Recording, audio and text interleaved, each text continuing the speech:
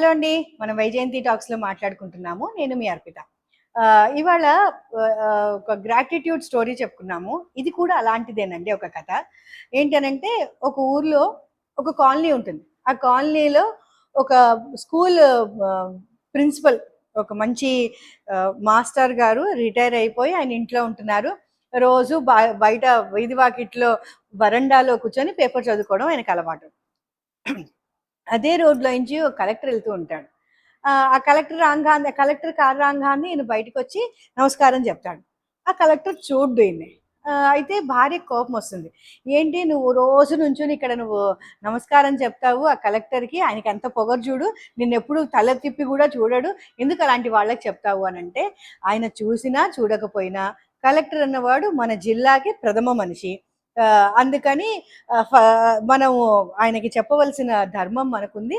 నా ధర్మాన్ని నేను పాటిస్తున్నాను. ఆయన చూడని, చూడకపోని అది ఆయన మీద అంటాడు. సరే అలా కొన్ని రోజులు అవుతూ ఉంటే డ్రైవర్ ఓసారి గమనించి చెప్పాలా వద్దా అనుకుని ఇన్నాళ్ళ నుంచి ఇది చేస్తున్నాడు. ఇంకా ఆయన భరించలేక సార్ ఈయన చాలా పెద్ద గురువుగారండి. ఆయన స్కూల్ టీచర్‌గా రిటైర్ అయ్యారు. ప్రిన్సిపల్‌గా రిటైర్ అయ్యారు ఆయన. చాలామంది పిల్లల్ని చాలా ఉన్నత స్థితిలోకి తీసుకెళ్ళిన వాడు. అలాంటి మనిషి వచ్చి ఆయన పేరు ప్రఖ్యాతలు కూడా ఉన్నాయి. అలాంటి మనిషి వచ్చి మీకు రోజు నమస్కారం పెడుతున్నారు. మీరేమో ఆయన్ని చూడట్లేదు అంటాడు. అంటే అవునా! నేను చూడలేదు ఇప్పుడు దాకా గమనించలేదు. ఎంత పొరపాటు అని చెప్పి ఆ కలెక్టరు మర్నాడు కారులోంచి నమస్కారం పెడతాడు.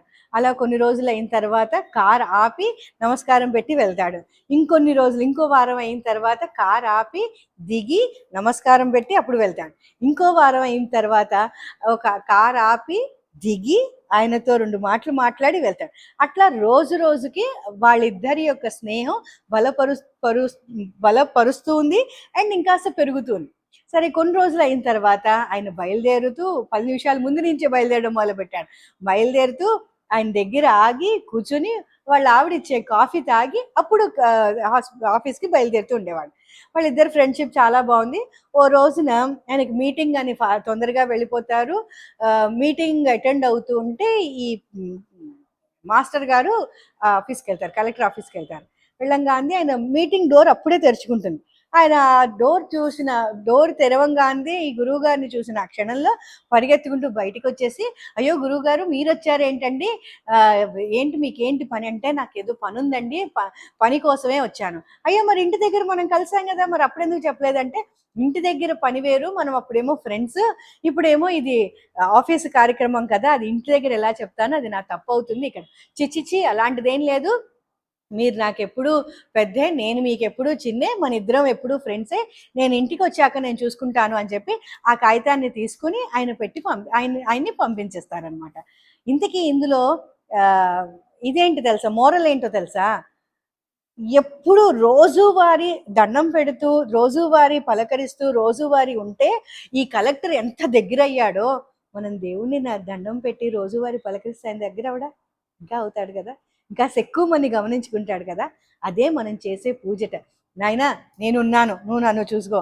నేనున్నాను, నువ్వు నన్ను చూసుకో. నేను నిన్ను పలకరిస్తున్నాను, నేను నిన్ను చూస్తున్నాను, నువ్వు నన్ను చూసుకో. ఇది కూడా అంతే. అది మనం పెద్ద పెద్ద పరిచయాలు కావాలి, పెద్ద పెద్ద పనులు కావాలి అని మనం అనుకుంటాం. ఆ పెద్ద పనులన్నీ మనకి ఇంట్లో ఉండి మన భగవంతుడు చేసేస్తాడుగా. ఆ నమ్మకంలోకి మనం వెళ్ళట్లేదు గదా! అందుకోసమని మనం ఏం చెయ్యాలి? గ్రాటిట్యూడ్ చెప్పుకోవాలి భగవంతుడికి. నువ్వే ఉన్నావనే నమ్మకం పెట్టుకొని దేవుడికి ఒక 2 నిమిషాలు కూర్చొని మనం పూజ చేసుకోవాలి. ఇది చేస్తే ఎట్లాంటి కలెక్టర్ అయినా సరే మనకి దిగొస్తాడు. అది భగవంతుడి యొక్క లీల. అదే ఇది మాత్రం తప్పకుండా జరిగి తీరుతుందండి. థ్యాంక్ యూ సో మచ్ అండి నా మాటలు విన్నందుకు. అండ్ ప్లీజ్ మా ఛానల్‌ని సబ్స్క్రైబ్ చేసి లైక్ చేయండి. Thank you.